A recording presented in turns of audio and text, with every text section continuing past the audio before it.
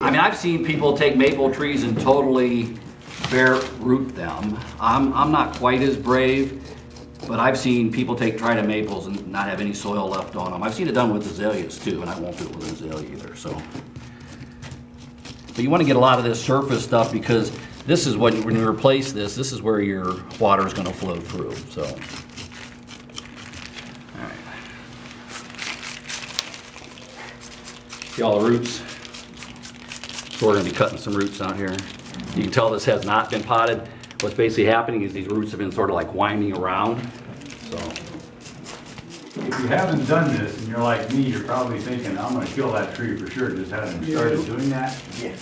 And you just have to have a little faith. You know, most trees are tougher than you think. And particularly that one, because it's just starting to wake up now. Oh yeah. It's hard to go. Oh yeah. By the way, I would not be doing this if it didn't have those things starting to open up. And you guys won't have any of that unless you have a greenhouse or a, what do you call those other glass little things? Okay. They'll reproduce real easy. It's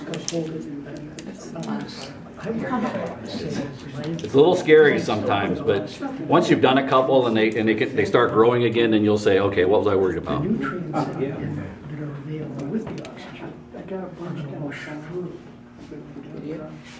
Oh, your video? Okay. I should be talking then.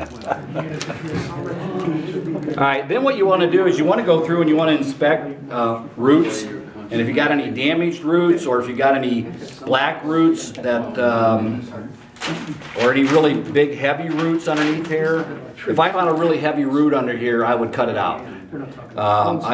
There's sort of one there, so I'll cut that out.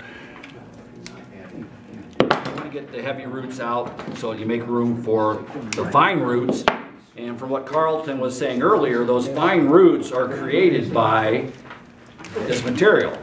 I mean, these have little sharp edges on them. So once you put that back in the pot and you have this in there and those roots start growing, they'll hit a sharp thing and they'll split. And you want them to split as many times as possible. So that's one reason to have the inorganic material. So that's about what I would leave it at. I've seen, like I said, I've seen guys actually take a hose of this and get it totally bare rooted. I don't do that. You don't have to do that.